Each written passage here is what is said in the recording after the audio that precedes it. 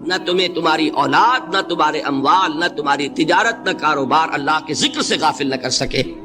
پنجابی میں کہتے ہیں کہ ہتھ کارول اور دل یارول۔ کام کر رہے ہیں آپ، لیکن یہ کہ دل اللہ کے ساتھ لگا ہوا ہے، زبان تر ہے اللہ کی یاد سے۔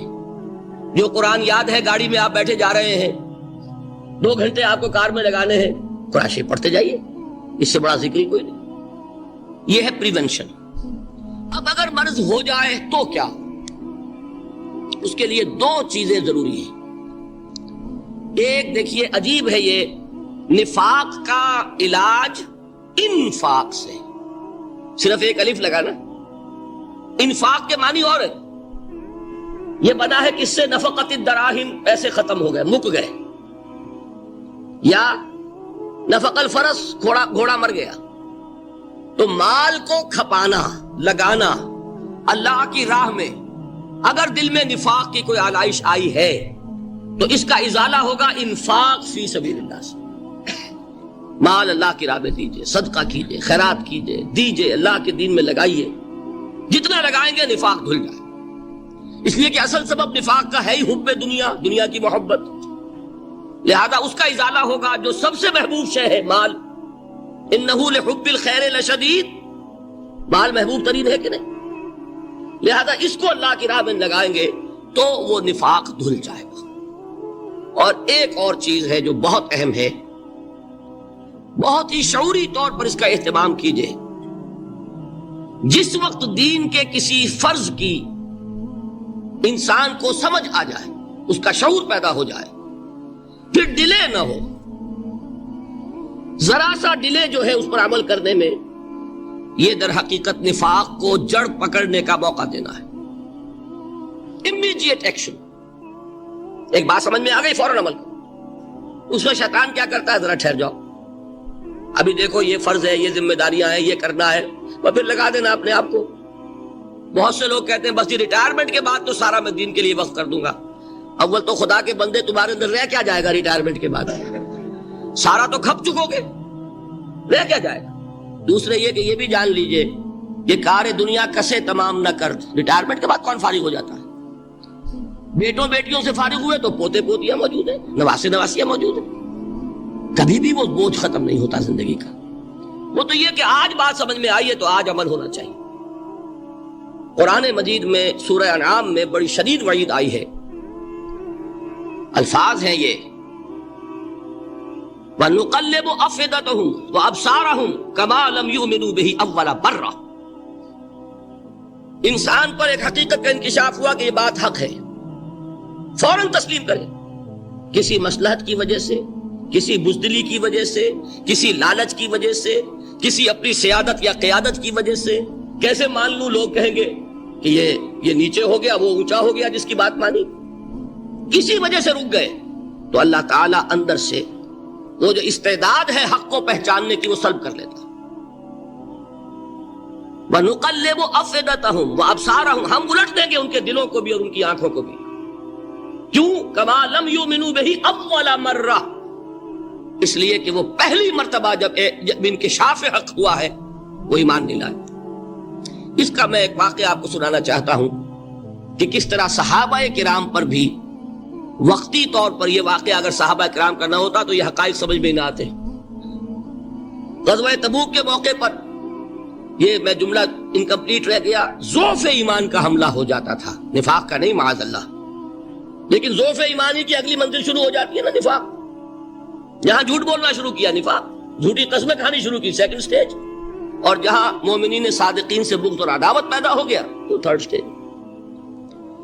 تو وہ ضعف ایمان کا کیسے ہوتا ہے یہ حضرت کعب ابن مالک نے بڑی تفصیل سے بیان کیا ہے۔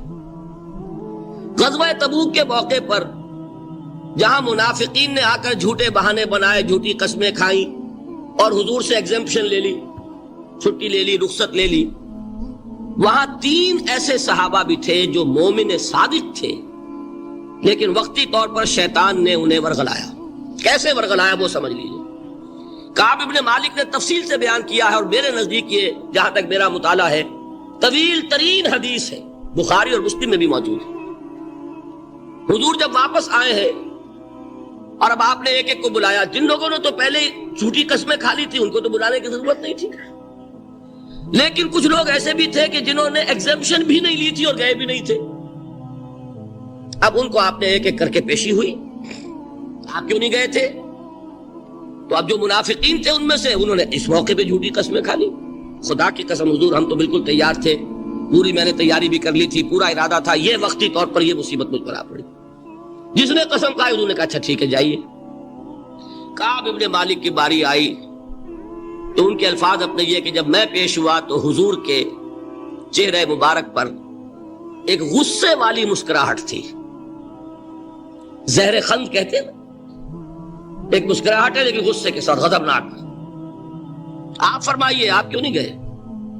حضرت کعب یہ فرماتے ہیں کہ میں نے عرض کیا کہ حضور زبان میرے پاس بھی ہے, جھوٹ میں بھی بول سکتا ہوں, لیکن جھوٹ بول کر میں اس وقت آپ کی ناراضگی سے تو بچ جاؤں گا لیکن اللہ کے پکڑ سے نہیں بچ سکوں گا. میں اعتراف کرتا ہوں کہ جتنا صحت مند میں اس زمانے میں تھا کبھی نہیں تھا, جتنا فارغ البال اس وقت تھا کہ میرے پاس ساز و سامان موجود تھا راستے کے لیے, اتنا میں کبھی نہیں تھا. لیکن ہوا کیا؟ ہوا یہ کہ مجھے میرے نفس نے, شیطان نے پٹی پڑھائی. وہ پٹی کیا پڑھائی کہ حضور تو 30,000 کے لشکر کے ساتھ چلیں گے تو لشکر تو سلولی موو کرے گا نا, تمہارے پاس بڑی تکڑی بڑی توانا صحت مند اونٹنی ہے, تم ذرا 2 دن بعد چلنا تیزی کے ساتھ اور حضور سے مل جانا, بس یہ تاخیر کارواں. تو انہیں خیال آیا کہ ابھی 2 دن گھر کی ٹھنڈی چھاؤں ہے, میں یہاں پہ جو آرام ہے وہ کر لوں. مجھے جگر کا شعر یاد آیا ہے کہ تپتی راہیں مجھ کو پکاریں, دامن پکڑے چھاؤں گھنیری. ایک طرف فرض کی پکار ہے, اس میں تو ظاہر بات ہے کہ وہ تپتی راہیں ہیں. لا تنفروا فی الحر سنا چکا ہوں آیت. یہاں گھر میں نخلستان میں کھجوروں کی چھاؤں میں اہل و عیال میں یہ ٹھنڈی چھاؤں جو ہے یہ پکڑ رہی ہے, بھائی 2 دن ٹھہر کے چلے جانا, ٹھیک ہے, کوئی نیت میں خرابی نہیں نا. اس کے بعد پھر جب ابھی 2 دن اور ٹھہر جاؤ, یہ تو بڑا لمبا سفر ہے, ذرا تیز اور دوڑ لینا. تو فرماتے ہیں کہ حضور میں اسی طریقے سے تاخیر و تعویق میں پڑا رہا, یہاں تک کہ ایک روز اچانک مجھ پر یہ چیز منکشف ہوئی کہ تو میں چاہے کتنا بھی تیز چل لوں میں آپ سے نہیں مل سکتا, میرے اعصاب ڈھیلے ہو گئے, اس طرح میں محروم رہ گیا. حضور نے بائیکاٹ کا حکم دیا صحابہ کو. 3 صحابہ تھے ایسے, 2 اور تھے جنہوں نے اسی طریقے سے اعتراف کیا. حضور نے حکم دے دیا کوئی ان سے گفتگو نہ کرے, سوشل بائیکاٹ. بڑی سخت سزا تھی جو دی گئی ہے, اس کی بڑی تفاصیل ہے, اللہ تعالیٰ شوق دے تو وہ حدیث پوری پڑھیے. میں نے تو 2 جمعوں میں ایک مرتبہ صرف اس ایک حدیث کو بیان کیا تھا, شاید کہیں کیسٹس ہوں میرے ہاں, ہمارے نمبر کوئی مجھے یاد نہیں ہے, لیکن یہ بڑی عجیب حدیث ہے. لیکن اس میں جو اصل سبق ہے وہ کیا ہے؟ اس طریقے سے شیطان لے تو لال, تاخیر, تعویق, ابھی کیا جلدی ہے, ذرا اس کام سے فارغ ہو لو, ذرا پھر تلافی کر لینا, ذرا زیادہ زور سے کام کر لینا. یہ وہ چیز ہے کہ جو وہ تو خیر صحابی تھے بچ گئے, اگر وہاں جھوٹی قسم بھی کھا دیتے تو گئے تھے. یہ تو اتنا ہی ہے نا, مردی و نامردی قدم فاصلہ دارت. اس میں تو یہی ہے کہ ذرا ایک جھوٹی قسم کھا دیتے, جھوٹے بہانہ بنا دیتے تو اب ضعف ایمان نہ رہتا, وہ نفاق کی سند شروع ہو جاتی. وہ اللہ تعالیٰ نے ان کو بچایا, لیکن یہ کہ ہم کیسے بچیں گے اگر ہم نے یہ روش اختیار کی. لہذا 3 کام, دوام ذکر نمبر 1, اس کی میں شرح کر چکا ہوں, 4 اذکار یاد کر لیجئے گا ان کو, ورنہ کیا فائدہ. نمبر 2 انفاق فی سبیل اللہ, نفاق کا علاج انفاق سے. نمبر 3 یہ عادت اپنے اندر پیدا کیجئے شعوری طور پر کہ جب ایک حقیقت واضح ہو جائے فوراً اعتراف کہ ہاں بھائی بات ٹھیک ہے آپ نے. جب ایک فرض کا احساس ہو جائے فوراً اس کی ادائیگی کے لیے آغاز. تاخیر و تعویق ہے کہ جس سے پھر نفاق کو موقع ملتا ہے. اللہ تعالیٰ مجھے اور آپ کو حقیقی ایمان عطا فرمائے اور نفاق سے بچائے رکھے. اب آئیے حقیقت و اقسام شرک پر. دیکھیے ہر شخص یہ جانتا ہے کہ اسلام دین توحید ہے. ایک لفظ میں اگر کہیں گے تو اسلام کا سب سے بڑا وصف, سب سے بڑی علامت توحید. اور اقبال نے کہا کہ توحید کی امانت سینوں میں ہے ہمارے, آسان نہیں مٹانا نام و نشاں ہمارا. تو توحید ہے. توحید کی ضد ہے شرک. ٹھیک, اس سے میں ایک نتیجہ نکالتا ہوں, کوئی مسلمان جان بوجھ کر مشرک نہیں ہو سکتا. یہ میرا نتیجہ ہے. جان بوجھ کر مشرک نہیں ہو سکتا. وہ شرک میں مبتلا ہوگا تو ناسمجھی میں ہوگا, نادانی میں ہوگا, وہ اسے شرک نہیں سمجھے گا. یہ ممکن نہیں ہے کہ کوئی مسلمان ہو, گیا سے گیا مسلمان, گزرا سے گزرا مسلمان, گھٹیا سے گھٹیا مسلمان, لیکن وہ شرک کو شرک سمجھتے ہوئے اس میں آلودہ ہو. ہوتا کیا سمجھ میں نہیں آتا کہ شرک. تو ضرورت بہت ہے کہ ہم یہ پہچانیں کہ یہ شرک ہے کیا. دوسری بات یہ جان لیجئے, ہمارے دین میں ناقابل عفو جرم کون سا ہے؟ شرک. 2 مرتبہ بیان فرمایا گیا سورہ نساء میں صرف, ان اللہ لا یغفر ان یشرک بہ ویغفر ما دون ذلک لمن یشاء. اللہ تعالیٰ اسے تو ہرگز نہیں بخشے گا کہ اس کے ساتھ شرک کیا جائے, ہاں اس سے کم تر جس کو چاہے گا معاف فرما دے گا. نوٹ کر لیجئے, اس کی بھی اندر بھی اوپن لائسنس نہیں ہے کہ بقیہ سارے گناہ لازماً معاف کر دے گا. یہ نہیں ہے. اس سے تو آپ میں جرت پیدا ہو جائے گی, باقی سب کیے جاؤ. یہ نہیں, جس کو چاہے گا بخش دے گا, لیکن امید ضرور دلا دی کہ شرک سے کم تر کوئی گناہ ہو تو اس کی بخشش کی بغیر توبہ کے اللہ تعالیٰ نے امید دلائی. توبہ سے تو شرک بھی معاف ہو جائے گا. اس سے مراد کیا ہے؟ بغیر توبہ کے.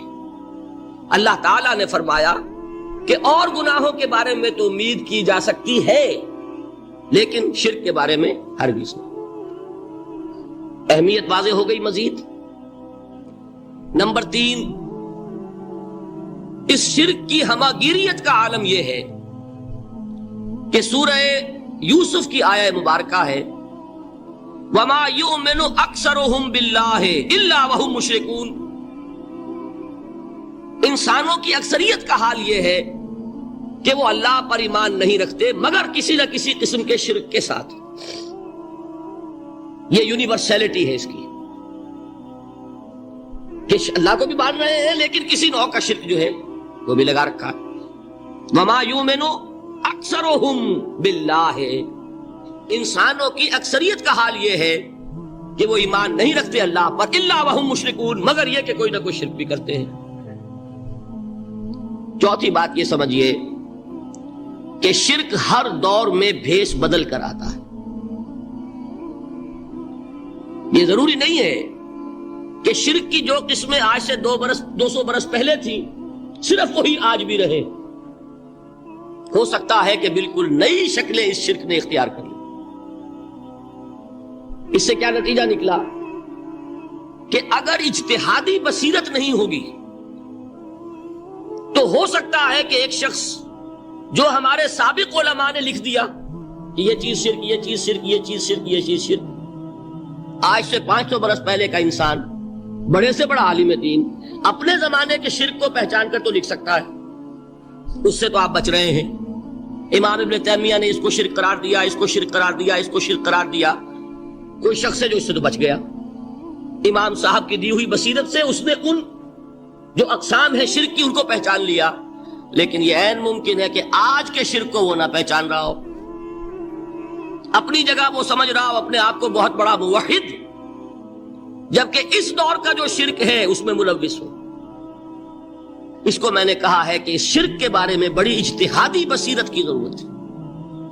فارسی کا ایک شعر ہے, بڑا پیارا شعر ہے, بہر رنگے کے خواہی جامہ می پوش, من انداز قدت رامی شناسم. اپنے محبوب سے کہہ رہا ہے شاعر کہ تم جس طرح کا چاہو لبادہ اوڑھ لو, میں تمہیں تمہارے قد سے پہچان لوں گا. کتنا ہی چھپا لو اپنے آپ کو, کیسے ہی لباس بدل لو, بہر رنگے کے خواہی جامہ می پوش, من انداز قدت رامی شناسم, میں تمہارے قد سے تمہیں پہچانوں. یہ اگر بصیرت نہ ہو کہ شرک کو اس کے قد سے پہچان سکیں آپ, اس کے لیے ضرورت ہے اصولوں کی. دیکھیے جس طرح الجبرا کے اصول ہوتے ہیں, فارمولا ہے, فارمولا ہاتھ میں آ گیا, مسئلے حل کرتے چلے جا رہے ہیں, آپ اپلائی کرنے کی دیر ہے فارمولے کی. اگر آپ نے صرف گنتی کر کے کسی زمانے کے شرک وہ تو سمجھ لیے, لیکن وہ بصیرت باطنی حاصل نہیں ہوئی, اجتہادی بصیرت, وہ اصول ہاتھ میں نہیں آئے کہ جس سے آپ پہچان سکیں، تو ہو سکتا ہے کہ اس دور کے شرک کو آپ نہ پہچان سکیں۔ اس کے لیے ضرورت ہے کہ اصل اصول ہاتھ میں آ جائیں تاکہ اصولوں کو اپلائی کریں۔ ایک بات مجھ سے اور سن لیجئے، میرا اپنا یہ تاثر ہے، ہمارے دین میں خیر، بھلائی، نیکی، چاہے وہ نظریے کی ہو، علم کی ہو، عقیدے کی ہو، عمل کی ہو، اخلاق کی ہو، وہ سب کیا ہے؟ وہ توحید ہی کے شجرہ طیبہ کی شاخیں ہیں۔ اور شر، برائی، گمراہی، خیالات کی ہو، نظریات کی ہو، علم کی ہو، عقیدے کی ہو، عمل کی ہو، اخلاق کی ہو، سب کے ڈانڈے شرک کے شجرہ خبیثہ سے ملتے ہیں۔ اس شجرہ خبیثہ کے برگوبار ہے جو بھی برائی ہے، عمل کی یا علم کی، اور اس شجرہ طیبہ کے برگوبار ہے جو بھی خوبی ہے، عمل کی یا عقیدے۔ یہ میرا تاثر ہے، اور جب تک اس انداز میں وہ آپ کو اندرونی رشتے ظاہر نہیں ہوں گے، آپ پر منکشف نہیں ہوں گے، وہ اجتہادی بصیرت جو ہے پیدا نہیں ہو سکے گی۔ اب آئیے ایک اور بات دیکھیے، شرک میں اور الحاد میں کیا فرق ہے، یہ بھی ہم نہیں سمجھتے۔ الحاد، مادہ پرستی، وہ کیا ہے؟ ایتھیزم، کسی بھی خدا کا انکار۔ ہمارے آج کے دور کی سب سے بڑی گمراہی یہ ہے۔ شرک کیا ہے؟ خداؤں کو ماننا۔ یہ کیا ہے؟ تھیزم ہے، لیکن پولی تھیزم ہے۔ توحید کیا ہے؟ مونو تھیزم ہے، ایک خدا کا ماننا۔ لیکن شرک کے اندر ایک اور حقیقت کو پہچان لیجئے، شرک میں ہمیشہ ٹاپ پر ایک خدا کو مانتے ہیں، باقی سارے خدا نیچے ہوتے ہیں، اوپر جا کر وہ توحید ہوگی ہمیشہ۔ کوئی مشرکانہ نظام ایسا نہیں ہے جو ٹاپ پر جا کر توحید نہ بن جائے۔ دیکھیے، ہندو دیویاں، دیوتا بے شمار، لیکن مہادیو وہ بھی کیا دو ہیں؟ مہادیو وہ تو ایک ہے۔ انگریزی میں گاڈز، گاڈیسز، لیکن وہ چھوٹے جی سے لکھے جائیں گے، چھوٹے جی سے لکھے جانے والے gods and goddesses. Roman mythology ہو، گریک مائتھولوجی ہو، ان دیویوں دیوتاؤں کے نام ہی آپ نہیں یاد کر سکتے، لیکن گاڈ بڑے جی سے وہ ایک ہے کہ نہیں؟ ٹاپ پر جو ہے وہ ایک ہے، اس کو وہ بھی مانتے ہیں کہ اومنی پوٹنٹ، اومنیشنٹ، اومنی پریزنٹ، علی کل شیء قدیر، بکل شیء علیم، ہر جگہ موجود، وہ تو ایک ہی ہے، وہ تو کیپٹل جی سے لکھا جائے گا۔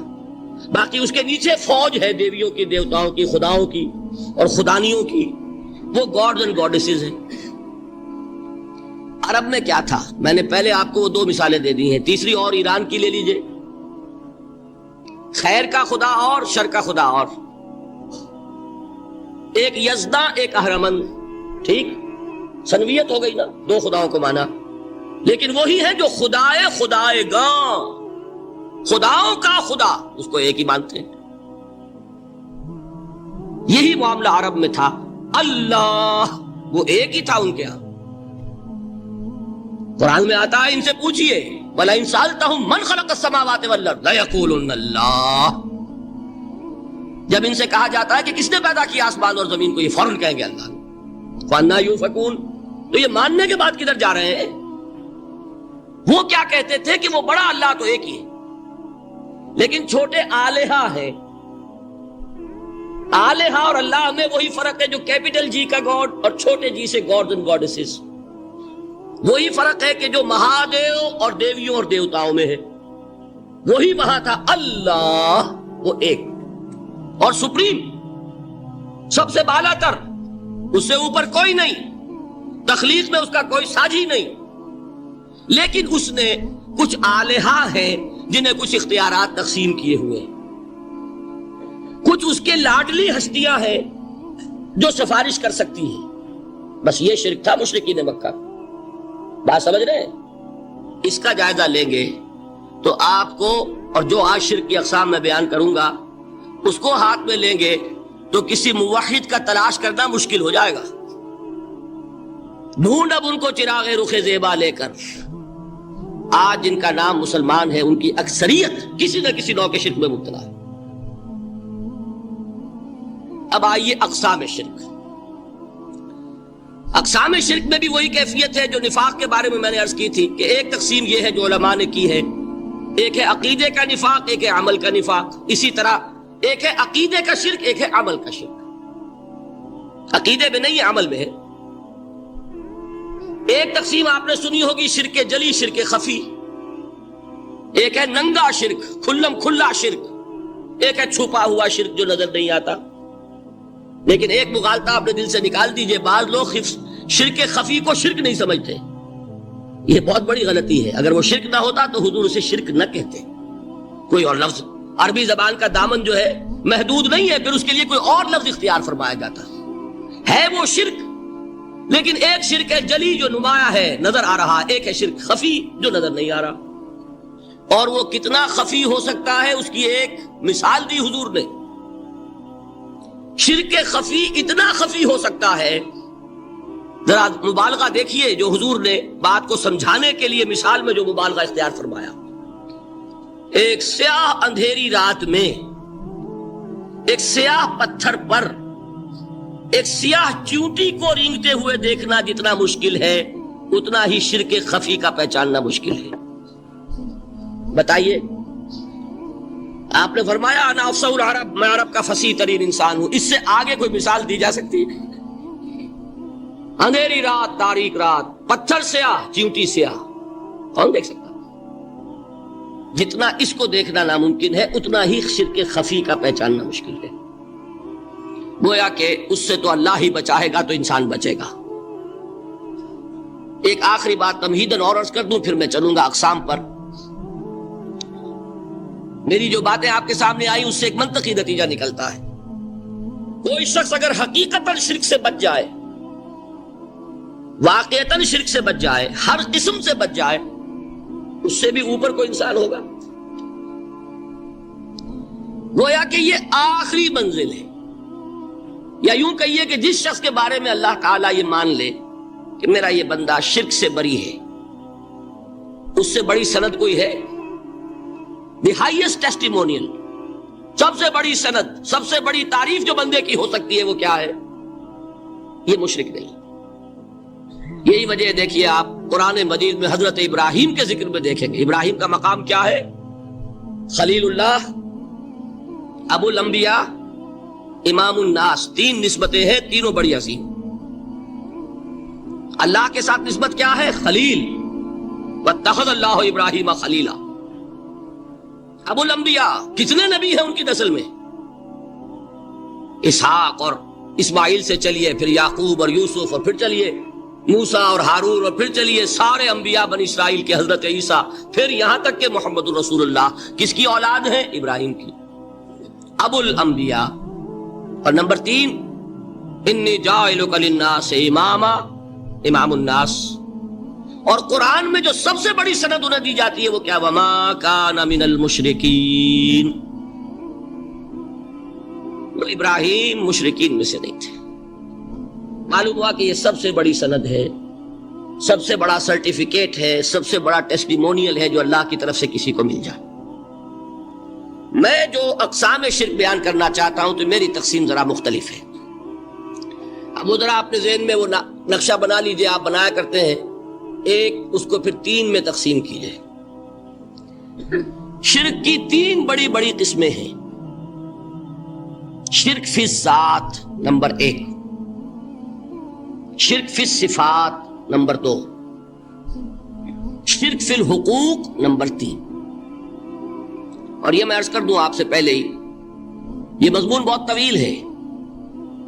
میں آج صرف یہ کروں گا کہ خاکہ مکمل کر دوں. اب اس خاکے میں رنگ بھرنا، وہ تو ایک موضوع پر شرک فی ذات پر پوری تقریر ہونی چاہیے، شرک فی صفات پر ہونی چاہیے.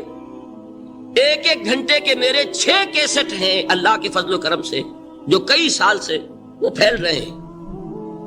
6 گھنٹے میں نے ان چیزوں کو بیان کیا. وہ موجود ہوں گے، لیکن آج وہ خاکہ ذہن میں بنا لیجیے، اور کچھ آپ کو الجبرے کے فارمولے ہاتھ میں آ جائیں تاکہ خود آپ میں صلاحیت پیدا ہو جائے پرکھنے کی کہ اس فارمولے کو اپلائی کر کے دیکھ لیں یہ شرک ہے یا نہیں۔ یہ دو کام تو میں انشاءاللہ آج کر دوں گا، آپ مطمئن رہے۔ باقی یہ کہ تفصیل وہ تو ہر سلسلے میں تفصیل پھر بہت ہوگی، وہ شوق ہو تو وہ کیسٹ آپ سنیے۔ تو 3 تقسیمیں ہو گئی، شرک فی الذات، اللہ کی ذات میں کسی کو شریک کر دینا،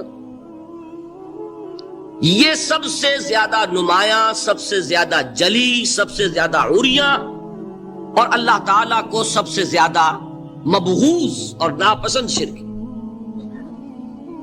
شرک فی الصفات نمبر 2، یہ ایک علمی مسئلہ ہے جس میں آدمی ٹھوکر کھا جاتا ہے اگر محتاط نہ ہو۔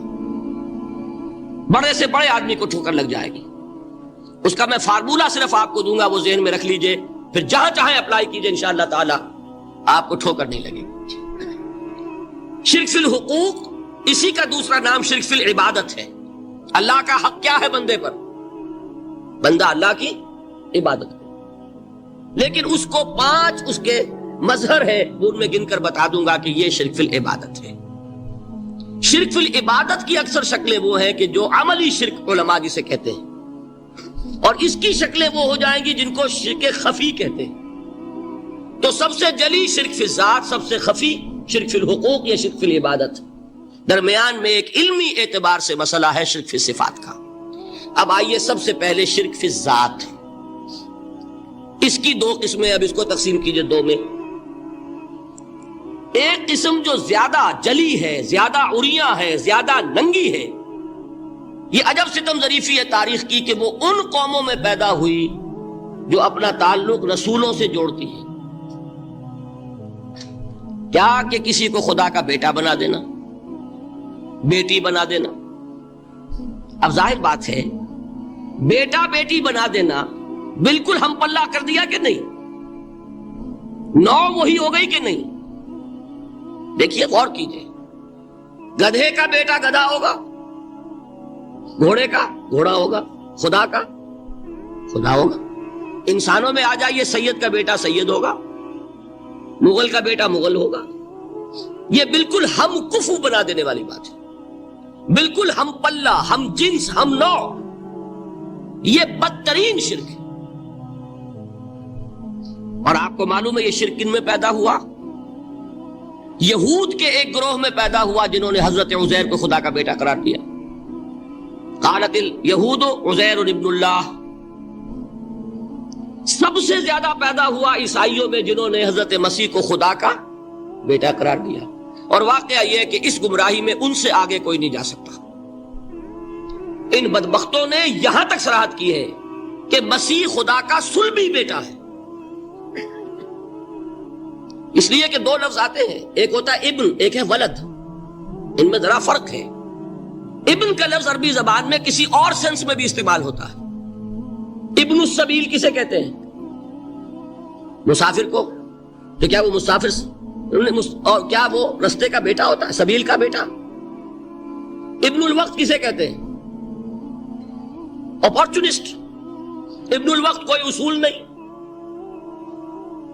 گنگا گئے تو گنگا رام اور جمنا آئے تو جمنا داس، یہ کیا ہے؟ ابن الوقت۔ لیکن ابن کے معنی جو ہے وہ بیٹے کے بھی ہے، تو تعویل ہو سکتی ہے، لیکن انہوں نے ولد کہا ہے۔ ولد کسے کہتے ہیں؟ صلبی بیٹے۔ یہ بدترین شرک ہے۔ یہی وجہ ہے کہ قرآن مجید میں آپ دیکھیں گے کہ جتنا غضب اللہ کا ان پر بھڑکا ہے اس عقیدے پر، وَيُنذِرَ الَّذِينَ قَالُوا اتَّخَذَ اللَّهُ وَلَدًا، یہ قرآن نازل ہوا ہے محمد پر صلی اللہ علیہ وسلم تاکہ وہ خبردار کریں انہیں جنہوں نے یہ کہا ہے کہ اللہ نے کسی کو بیٹا بنایا۔ یہ سورہ کہف میں ہے، اور اگلی سورت سورہ مریم میں تو ایسا غضب اللہ کا ظاہر ہوتا ہے۔ وَقَالُوا اتَّخَذَ الرَّحْمَنُ وَلَدًا لَقَدْ جِئْتُمْ شَيْئًا إِدًّا تَكَادُ السَّمَاوَاتُ يَتَفَطَّرْنَ مِنْهُ وَتَنشَقُّ الْأَرْضُ وَتَخِرُّ الْجِبَالُ هَدًّا أَن دَعَوْا لِلرَّحْمَنِ وَلَدًا وَمَا يَنبَغِي لِلرَّحْمَنِ أَن يَتَّخِذَ وَلَدًا۔ انہوں نے کہا کہ رحمان نے کسی کو بیٹا بنایا۔ تم بہت بڑی گستاخی کی بات کر رہے ہو، تمہاری اس گستاخی کی وجہ سے آسمان پھٹ پڑنے کو ہے، زمین شق ہو جانے کو ہے اور قریب ہے کہ پہاڑ ایک دھماکے کے ساتھ گر جائیں کہ انہوں نے خدا کے لیے بیٹا تصنیف کر دیا، حالانکہ اللہ رحمان اس کی شان اس سے بہت بلند و بالا ہے کہ اس کے کوئی بیٹا۔ اس کی وجہ بھی سمجھ لیجئے کہ بیٹے کی ضرورت کسے ہوتی ہے؟ جو خود فانی ہو۔ کیوں ہے آپ کو طلب بیٹے کی؟ ہم نہ ہوگے ہمارا نام زندہ رہے گا، یہ ایک اٹرنل ہونے کی خواہش ہے، انہیرنٹ، نام چلے گا۔ اسی لیے بیٹی سے آدمی سمجھتا ہے کہ نام نہیں چلتا۔ یہ طلب جو ہے بیٹے کی کیوں ہے؟ بیٹے سے نسل چلتی ہے۔ اس کی ضرورت کس کو ہے؟ جو خود فانی ہے۔ وما ينبغي للرحمن ان يتخذ ولدا، جو خود باقی ہے ہمیشہ کے لیے، اس کو کوئی احتیاج نہیں۔ تو آپ نے بات سمجھ لی، میں بہت مختصر بات کروں گا آج۔ اسی طریقے سے حضرت ابراہیم کی نسل سے تھے جو مکے کے لوگ اور عرب کے لوگ، بنی اسماعیل، جو موحد کامل تھا ابراہیم، جس کو اتنی مرتبہ سند ملی وما کان من المشرکین، ان کی نسل میں وہ لوگ تھے جنہوں نے فرشتوں کو خدا کی بیٹیاں بنا دیا۔ یہ جو ان کی دیویاں تھیں یہ مؤنث، لات، عزا، منات، یہ سب کیا مؤنث نام ہے۔ انہوں نے یہ کہا کہ فرشتے جو ہیں وہ خدا کی بیٹیاں۔ اصل میں عقیدہ کیسے ہوتا ہے؟ انہوں نے کہا بڑے لاڈلے ہیں، لاڈلی ہوتی ہے بیٹی بہت زیادہ، تو یہ خدا کی بیٹیاں ہیں۔ ہوتے ہوتے ان کا یہ عقیدہ ایسا پکا ہوا کہ بجائے استعارے کے اب انہوں نے حقیقت بنا دیا، یہ خدا کی بیٹیاں۔ ان پر قرآن مجید نے کئی جگہ پر ذرا ایک لطیف انداز میں تنزیہ پیرائے میں بھی کہا ہے کہ بھائی تم نے خوب کیا، انہوں نے الاٹ کیا تو بیٹا تو کیا، تم نے اللہ کو الاٹ کی تو بیٹیاں کی، جو تمہیں خود پسند نہیں۔ الکم البنون، تمہارے لیے بیٹے ہو، وَلَهُ الْبَنَاتُ، اور اس کے لیے بیٹیاں۔ تو یہ تو ذرا ایک لطیف انداز ہے، تنزیہ پر آیا ہے، لیکن ان تینوں کو اب آپ ایک جگہ کر لیجئے۔ بیٹا بیٹی قرار دینے کا شرک، یہ کیا ہے؟ شرک فی الذات، ہر اعتبار سے اللہ کا مثل بنا دینا، ہم کف بنا دینا، ہم پلہ بنا دینا، ذات میں شریک کر دینا، یہ بدترین شرک ہے۔ یہی وجہ ہے، دیکھیے قرآن مجید کی عظیم ترین سورت کون سی ہے؟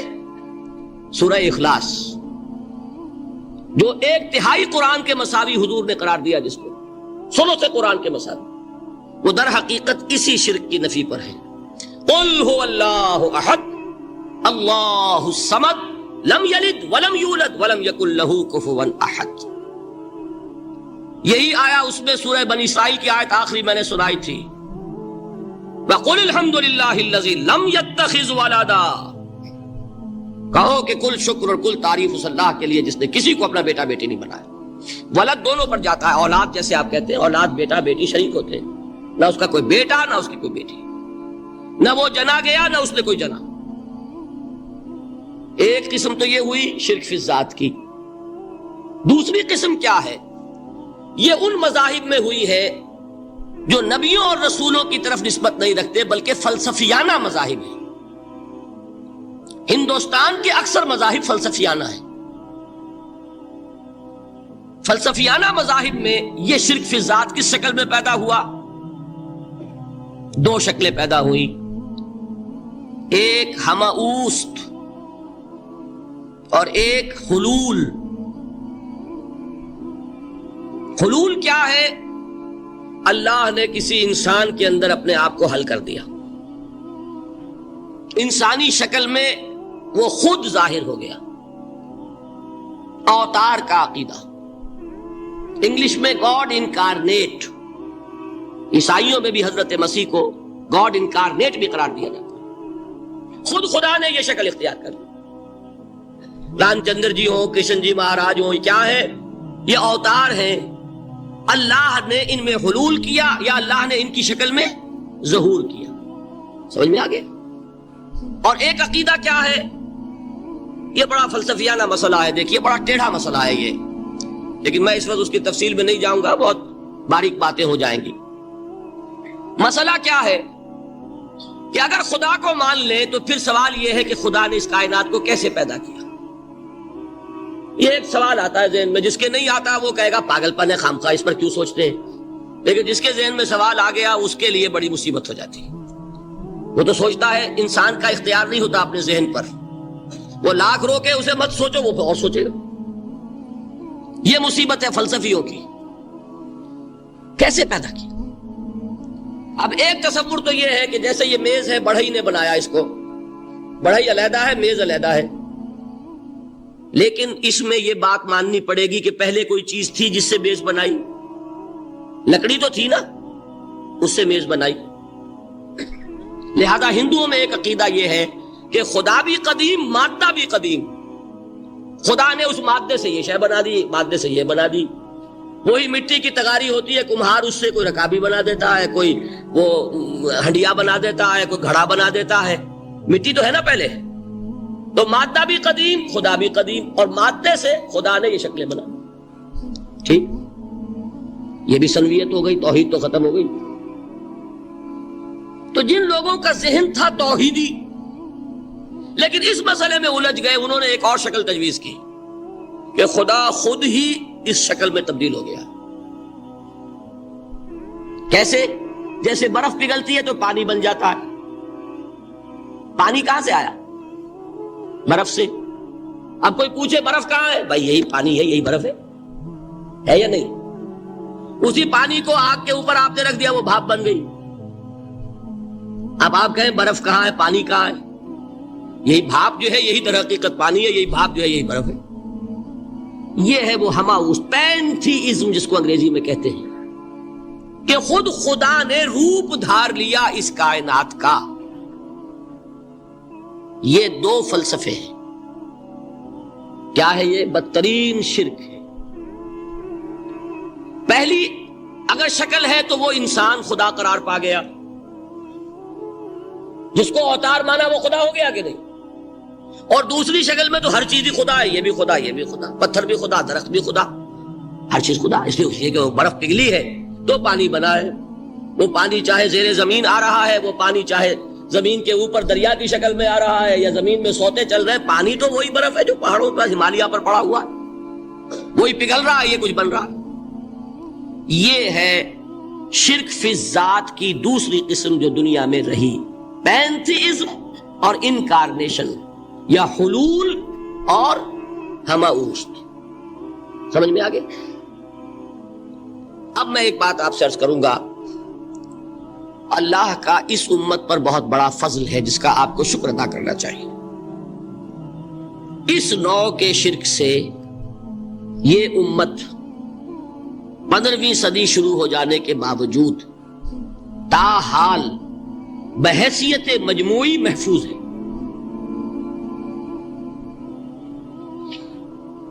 میں نے بحیثیت مجموعی کہا ہے، کوئی افراد یا عوام الناس یا جوہلاء یا شعراء یا نعت گو وہ مبالغہ آرائی میں کوئی بات کہہ دیتے ہو تو وہ علیحدہ بات ہے، لیکن مسلمانوں میں کوئی مستند فرقہ اور اس کے جو مستند عقائد ہیں ان میں الحمدللہ آج تک ایسی کوئی چیز شامل نہیں۔ اس کا جب آپ تقابل کریں گے نا، آپ کا کیا خیال ہے عیسائیوں کو حضرت مسیح سے کتنی محبت تھی؟ اس کا تقابل کیجئے جو محبت مسلمانوں کو رہی حضور کے ساتھ۔ عیسائیوں کی محبت عشر عشیر نہیں بنے گی، اس محبت کے باوجود کہ ہمیں 10 گنا 100 گنا 1000 گنا زیادہ محبت ہے حضور کے ساتھ، لیکن دیکھیے کہ انہوں نے خدا کا بیٹا بنا دیا۔ یہاں کسی نے حضور کے بارے میں یہ بات آج تک کہی؟ یہ بہت بڑا کنٹراسٹ ہے نا۔ یہ در حقیقت عقیدت اور محبت کا غلو ہوتا ہے، تو عقیدت اور محبت کی کمی تو یہاں بھی نہیں، الحمدللہ ان سے زائد ہے، لیکن الحمدللہ ثم الحمدللہ ثم الحمدللہ خدا کا بیٹا تو کسی نے نہیں بنایا۔ اچھا میں ایک اور کنٹراسٹ آپ کو دکھاتا ہوں تاکہ آپ اللہ کا شکر کریں۔ حضرت علی کی کیا نسبت ہے حضور کے ساتھ؟ نبی اور امتی۔ حضرت علی کو خدا کہنے والے پیدا ہوئے کہ نہیں؟ بتائیے نا۔ کیا وجہ ہے کہ علی کو خدا کہنے والے پیدا ہوئے لیکن محمد کو خدا کہنے والا پیدا نہیں ہوا صلی اللہ علیہ وسلم رضی اللہ تعالی عنہ؟ بہت اہم بات ہے، غور کیجیے گا اس میں۔ حالانکہ حضرت علی کا رتبہ کہاں، حضور کا کہاں؟ آج بھی آپ دیکھیے آپ کے جاہل عوام کے زبان پر نعرہ یا علی مدد کا ہوتا ہے، یا محمد مدد کسی نے کہا آج تک؟ یہ یا محمد لکھنے کے کام آتا ہے صرف، وہ مسجد پہ لکھ دو تاکہ پتہ چل جائے یہ فلاں فرقے کی مسجد ہے، دوسرا خود ہی بھاگ جائے وہاں سے۔ یہ صرف اس کام کے لیے ہے۔ باقی جہاں اصل میدان میں بات آتی ہے کوئی نعرہ لگاتا ہے یا محمد مدد، محمد کا رتبہ اونچا یا علی کا، تو ان سے کیوں نہیں مدد مانگی؟ یہ سوالات آپ کے سامنے رکھ رہا ہوں میں۔ پھر یہ کہ جس طریقے سے کہ غوث اعظم کو پکارا جاتا ہے، کیا محمد کو پکارا جاتا ہے؟ کیا نسبت ہے؟ حضرت علی تو پھر بھی صحابی ہے، خلیفہ چہارم ہے، حضور کے چچا داد بھائی ہے، داماد ہے۔ غوث اعظم تو بہرحال وہ نسبت تو نہیں ہے۔ دیکھیے میں اس کا تعلق جوڑتا ہوں ختم نبوت سے۔ جس طرح اللہ نے خصوصی حفاظت فرمائی ہے قرآن کی، اسی طرح خصوصی حفاظت فرمائی ہے محمد الرسول اللہ۔ یہ اسپیشل پروٹیکشن ہے، ورنہ نہیں ہو سکتی تھی۔ یہ خصوصی تحفظ ہے اللہ۔ یہاں بگاڑ پیدا ہو جائے تو صحیح کون کرے گا؟ اب حضرت مسیح کی اصل حقیقت تو حضور نے آگے بتا دی۔ ذالک عیسی ابن مریم قول الحق الذی فیہ یمترون ما کان للہ ان یتخذ ولدا سبحانہ۔ یہ حضور نے آ کر حضرت مسیح کی حقیقت بیان کر دی کہ نہیں؟ سورہ مریم کی یہ آیات سنی تھی نجاشی رحمت اللہ علیہ نے جب حضرت جعفر ابن ابی طالب کی زبان سے، تو کیا کہا تھا تنکا اٹھا کر؟ خدا کی قسم جو ان آیات میں مسیح کا مقام بیان ہوا ہے، مسیح اس سے تنکا بھر بھی زیادہ نہیں۔ لیکن اگر محمد الرسول اللہ کو خدا کا بیٹا بنا دیا گیا ہوتا یا خدا بنا دیا گیا ہوتا تو کون آتا اس کی اصلاح کے؟ جیسے قرآن مجید کا تحفظ ہے ایسے ہی محمد الرسول اللہ کا تحفظ ہے۔ وہ تحفظ ہوا کیسے ہے؟ جتنا قرآن مجید نے ایمفیسائز کیا حضور کی بشریت کو، قل انما انا بشر مثلکم، اے نبی ان کو بتاتے رہیے، بار بار بتائیے کہ مجھے کچھ اور نہ بنا لینا، میں بھی بشر ہوں، انسان ہوں۔ ہاں مجھ پر وحی ہوتی ہے، تم پر نہیں ہوتی، یہ فرق ہے۔ میں رسول ہوں، تم نہیں ہو۔ یہ بعد میں ذرا اور مسئلہ میں واضح کروں گا، ابھی صرف یہ نوٹ کیجئے کہ یہ تحفظ جو ہے، جیسے قرآن کو تحفظ دیا لیکن اس کے لیے ذرائع بھی ہے نا۔ یہ حفظ قرآن کا سلسلہ جو ہے یہ اس کا ذریعہ بنا، یہ رمضان میں تراویح جو ہے اس کا ذریعہ بنی۔ ہمارے ملکوں کے اندر تو حفاظ کو مسجدیں نہیں ملتی، تلاش کرتے پھرتے ہیں، اور ایک جیسا کہ اینول جشن ہوتا ہے قرآن مجید کا، ہر حافظ اپنا حفظ تازہ کر رہا ہے، حفاظ لگے ہوئے ایک دوسرے کے ساتھ تازہ کرنے میں۔ یہ ذریعہ ہے اللہ تعالیٰ نے کہ جس کے ذریعے سے قرآن کو محفوظ کیا۔ تو حضور کو جو حفاظت دی اس کا ایک طریقہ کیا ہوا؟ قرآن مجید میں حضور کی بشریت کا نمایاں کرنا، اور دوسرا یہ کہ خود حضور نے ایسی باریک بینی سے روکا۔ یہ بھی آپ کو پسند نہیں تھا کہ میں آؤں تو تم کھڑے ہو جاؤ۔ سنا کہ نہیں سنا آپ نے؟ صحابہ کو آپ روکتے تھے۔ ایک صحابی کی زبان سے نکل گیا ما شاء اللہ و ما شئت، جو اللہ چاہے اور جو آپ چاہیں، فوراً ٹوک دیا اجعلتنی للہ ندن، کیا تم نے مجھے خدا کا مد مقابل بنا دیا؟ مشیت صرف اس کی ہے۔ یہ روک ٹوک، یہ وہ چیزیں ہیں کہ جس کی بنا پر اللہ نے تحفظ عطا فرمایا۔ یہ جو آپ نے فرمایا میری قبر کو کسی جلسے اور جشن کا مرکز نہ بنا لینا، فرمایا کہ نہیں فرمایا؟ اللہ تعالیٰ لعنت فرمائے بنی اسرائیل پر کہ انہوں نے اپنے نبیوں کی قبروں کو تو میلہ گاہ بنا لیا۔ یہ ساری وہ ہے، یہ تحفظات ہیں، یہ بچاؤ ہے، یہ امت کو متنبع کیا جا رہا ہے۔ کہ محبت اور عقیدت کا غلو جیسے پہلے ہوا، یا اہل کتاب لا تغلو فی دینکم، اے کتاب والو اپنے دین میں غلو سے کام نہ لو. یہ غلو محبت، غلو عقیدت ہے جس کی بنا پر وہ خدا کے بیٹے بنا دیے گئے. اور اگر وہ ہوتا یہاں اللہ کا نہ معلوم اللہ کے برابر کس طریقے سے حضور کو بنا دیا جاتا، لیکن قرآن نے خود حضور نے اس کی پیش بندی کی، جس کا ظہور ہم دیکھ رہے ہیں کہ اللہ کے فضل و کرم سے یہ امت تاحال بحیثیت مجموعی محفوظ ہے. البتہ دیکھیے شاعروں کی باتیں اور ہوتی ہیں اور عوام کی اور واعظوں کی اور نعت گوؤں کی باتیں جو ہے وہ اور ہیں. میں جس چیز کی نفی کر رہا ہوں وہ علماء کی بات ہے. شاعروں کا تو قرآن مجید کے اندر خود ہی بھاڑا پھوڑ دیا اللہ نے. وَالشُّعَرَاءُ يَتَّبِعُهُمُ الْغَاوُونَ أَلَمْ تَرَ أَنَّهُمْ فِي كُلِّ وَادٍ يَهِيمُونَ إِنَّهُمْ يَقُولُونَ مَا لَا يَفْعَلُونَ. مبالغہ نہ کرے تو شعر میں رنگ ہی پیدا نہیں ہوتا. پھر شعر کائے کو کہنا ہے نظر کہو بھائی. مبالغے سے اس میں ایک تاثیر پیدا. وہ مبالغے ہمارے شاعروں نے ہمارے نعت گوؤں نے کیے ہیں، اور اس میں اللہ تعالیٰ انہیں معاف کرے بالکل اوتار کر الفاظ بھی استعمال کر دیے. وہی جو مستوی عرش تھا خدا ہو کر اتر پڑا وہ مدینے میں مصطفیٰ ہو کر. بتائیے رام چندر جی کے بارے میں جو عقیدہ ہے، اب کیا فرق رہ گیا؟ بال برابر فرق ہے یا کوئی؟ اور نکتے پیدا کرتے ہیں. مدینے کی مسجد میں ممبر کے اوپر بغیر عین کا ایک عرب ہم نے دیکھا. کیا سمجھ میں آیا؟ عرب میں سے عین نکالا کیا بنا؟ یہ نکتہ آفرینی ہے. اسی طریقے سے ہماری شاعری میں کچھ ہماؤست کا رنگ بھی پیدا ہو گیا. خود کوزا ہو، خود کوزا کرو، خود گلے کوزا، خود رندے صبح کش، خود برسر آکوزا خریدار بے آمد بشکست و رواں شد. وہ خود ہی کوزا ہے، خود ہی مٹی ہے جس سے کوزا بنا ہے، خود ہی کوزے کا بنانے والا ہے. سمجھ رہے؟ الفاظ تو بڑے پیارے ہیں، بڑے مزیدار ہیں، آدمی ایک دفعہ وجد میں آ جاتا ہے. لیکن ہے کیا وہی ہے نا کہ وہی جو برف تھا پگھل کر پانی بن گیا. خود کوزا ہو، خود کوزا کرو، خود گلے کوزا، خود رندے صبح کش. خود ہی اس کوزے میں شراب ڈال کے پیتا بھی ہے، خود ہی مٹی ہے، خود ہی وہ بنانے والا ہے، خود ہی کوزا ہے، خود ہی اس میں شراب ڈال کے پیتا بھی، اور خود ہی اس کوزے کو توڑ کر اپنا راستہ بھی لیتا ہے.